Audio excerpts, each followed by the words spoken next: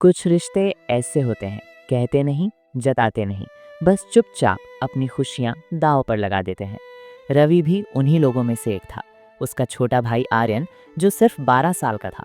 माता पिता के गुजर जाने के बाद रवि ही भाई था, और पिता भी।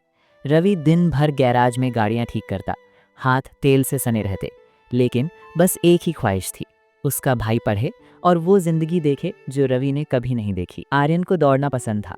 एक दिन भागता हुआ घर आया और बोला, भैया, जिला स्तर की रेस अगले हफ्ते है, अगर मैं जीता तो स्कॉलरशिप मिल जाएगी। रवि अंदर से बहुत खुश हुआ, लेकिन उसकी नज़र नीचे गई। आर्यन के जूते पूरी तरह फटे हुए थे। कोच ने कहा था कि रेस में जूते स्पाइक्स कंपनी के चाहिए। जूते की कीमत बहुत ज़्यादा थी। आर्यन हिचकिचा रहा था, पर रवि ने उसके सिर पर हाथ फेरा और कहा, जो चाहिए होगा मिल जाएगा, तू बस दौड़। उसने ये नहीं बताया कि 2000 रुपये उसकी आधी कमाई थी। उस रात रवि ने अलमारी से अपनी छोटी सी गुल्लक निकाली। उसमें सिर्फ 2500 रुपये निकले, जो उसने महीनों मेहनत करके जमा किए थे। इन्हीं पैसों से उसे शहर जाकर इंटरव्यू देना था, नई शर्ट खरीदनी थी, ट्रेन का टिकट लेना था। इंटरव्यू उसी दिन था जिस दिन आर्यन की दौड़। वो बैठा था, एक हाथ में इंटरव्यू का लेटर और दूसरे में आर्यन के फटे हुए जूते, पर फैसले में एक सेकंड नहीं लगा। रवि ने अपनी जगह चुन ली, अपने सपनों के पीछे नहीं, बल्कि अपने भाई के पीछे। दौड़ वाले दिन सुबह आर्यन उठा तो सिर के पास नए जूते रखे थे।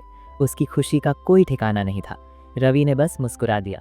आर्यन बोला, भैया, आप देखने आओगे ना? रवि ने कहा, काम है, मालिक छुट्टी नहीं देंगे। और आर्यन चला गया, ये जाने बिना कि उसका भाई कहीं और नहीं, बल्कि अपने सपनों की कुर्बानी देकर वहीं खड़ा था जहां उसे होना चाहिए था। उस दिन आर्यन जीता, गोल्ड मेडल लेकर घर आया। रवि ने मिठाई मंगवाई और मोहल्ले में सभी को बांटा। बस कभी किसी ने नहीं पूछा कि रवि का इंटरव्यू कैसा गया, और रवि ने कभी नहीं बताया कि वो गया ही नहीं। 10 साल बाद आर्यन एक बड़ा एथलीट बन चुका था। घर बदल गया था, जिंदगी बदल गई थी। दिवाली की सफाई करते हुए उसे एक पुराना टिकट और एक इंटरव्यू लेटर मिला।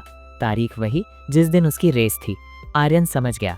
उसे समझ आया कि उसकी जीत अकेली उसकी जीत नहीं थी, उसके पीछे किसी का छुपा हुआ त्याग था, किसी के अधूरे सपने। वो भागता हुआ गैराज पहुंचा और रवि के पैर पकड़ लिए। रवि घबरा गया। अरे क्या हुआ? आर्यन रोते हुए बोला, भैया, आपने बताया क्यों नहीं? रवि ने उसे उठाया और कहा, क्योंकि तू मेरी जिम्मेदारी नहीं था, तू मेरी खुशी था। और हाँ, अगर मैंने उस दिन अपनी ट्रेन पकड़ ली होती तो तू शायद अपनी मंजिल तक कभी नहीं पहुंच पाता। कुछ रिश्ते ऐसे ही होते हैं, कहते नहीं, जताते नहीं, बस चुपचाप अपनी खुशियां दांव पर लगा देते हैं, ताकि हम अपनी जिंदगी खुलकर जी सकें।